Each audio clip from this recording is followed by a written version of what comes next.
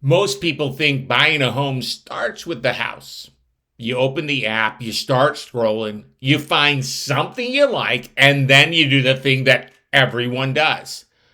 You look at the price, you guess at a payment, and you ask yourself the big question: can I afford this? And look, that feels like the right place to start. It feels responsible. But I want to tell you something I have watched play out in this market for almost 20 years. The buyer who feels calm, the one who actually enjoys this, the one who does not spend the whole process with knots in their stomach, they did not start with the house. They started with a number, and that number was not the price. Welcome to episode 252 of the Martini Mortgage Podcast. I am Kevin Martini, a certified mortgage advisor and producing branch manager, NMLS 143962, with the Martini Mortgage Group at Gold Star Mortgage Financial Group Corporation, NMLS 3446.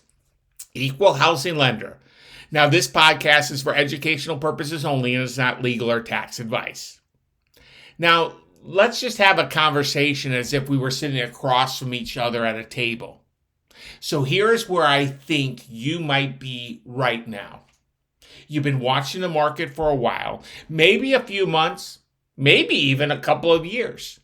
You have a rough number in your head, something that you've been quietly carrying around, a payment that you think you would be okay with. You've not really said it out loud to anyone. You just kind of feel it. And ever so often you check listings. You see what's out there.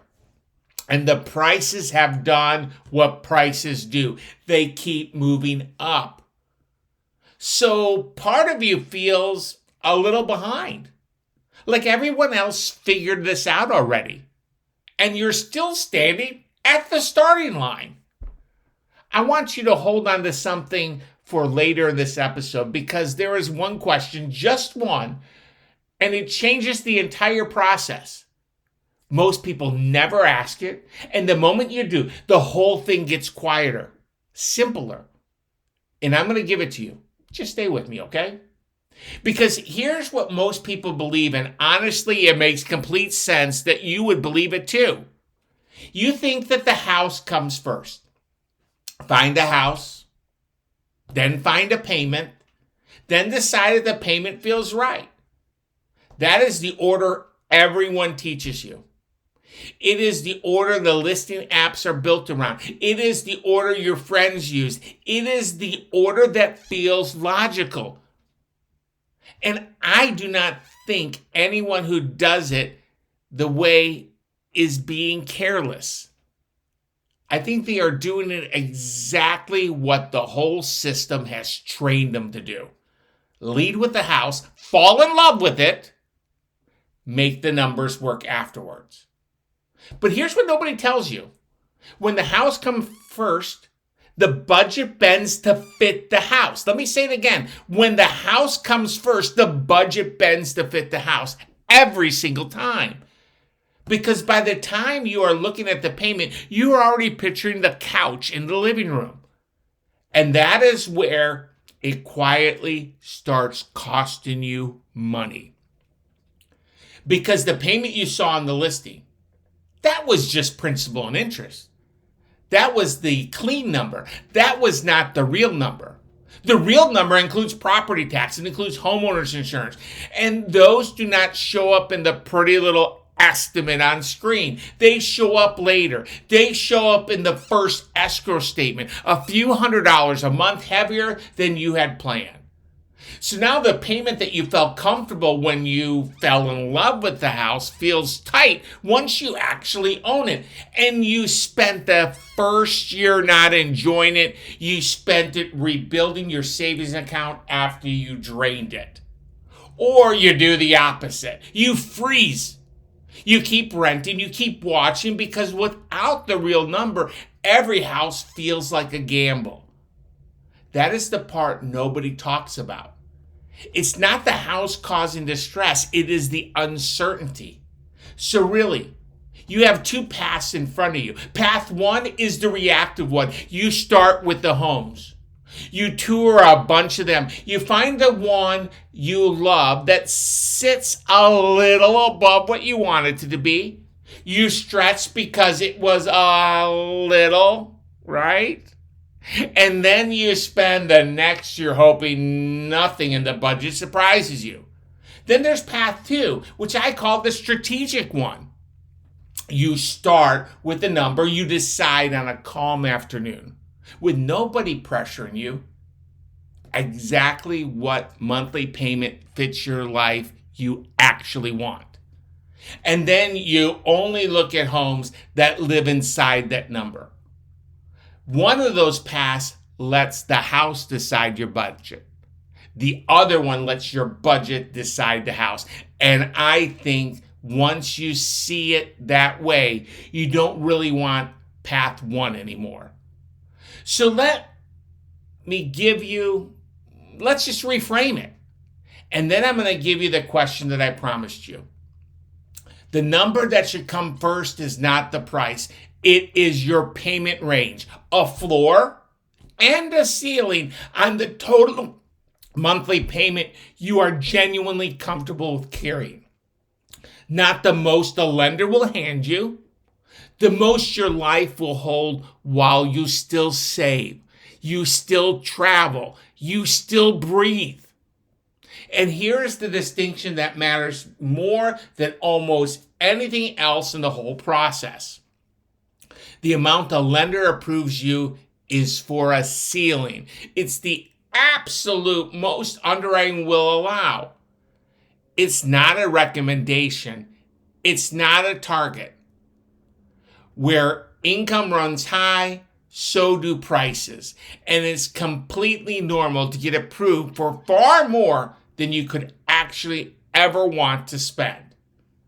Your range is different. Your range is the number that still leaves room for the rest of your life. That is the reframe.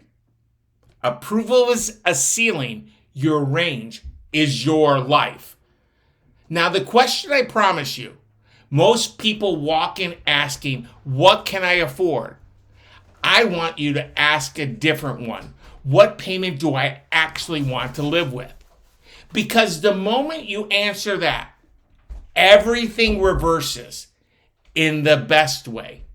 You take that comfortable payment, you subtract your taxes and your insurance. What is left is your real principal and interest budget. And that tells you your price range. The house stops being the starting point. It becomes the result. Let me make that real for a hot second. Say your payment you would feel good about is $2,800 a month. And the taxes and insurance can quietly eat up $300 to $500 of that before you even touch the loan itself. So your actual principal and interest budget is closer to $2,300 to $2,400. And with rates sitting in the mid-sixes at time of recording, that points you to a very specific, very real price range. Not a dream, not a ceiling, a range built from your life backwards. That's the whole move. Most people work from the house down to the payment. I want you working from the payment down to the house. This is what I mean when I say strategy before structure. We find the number first. We get you set up with a home loan first approach, a fully reviewed, same as cash mortgage approval, so that when the right home shows up, you already know it fits. You are not guessing. You are not scrambling. You already did the hard part back when it was not rushing you. And I want you to picture what that actually feels like. You open the app, but now most of the homes that used to stress you out are not even there because they sit above your range and you are filtering them out.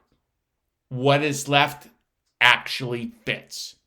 You walk into a house, and instead of that anxious voice asking, "Can I even do this?"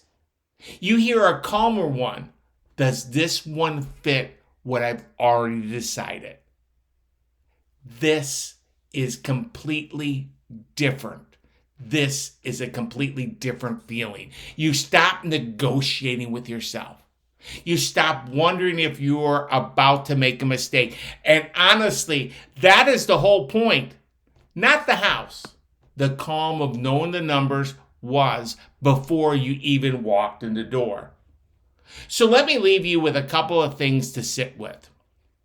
What would change for you if you knew your real number before you started looking? Not a guess, not the lender sitting, your number. And if the right home showed up next week, would you be prepared? Not pressured, but prepared. Here's the thing I want you to remember. Approval is what a lender allows. Your range is what your life can carry. If you want help finding your number, the real one, you can reach me, Kevin Martini, directly by dialing 919-238-4934. And if this episode gave you a little clarity, share it with someone who needs it. And subscribe so you don't miss what's next.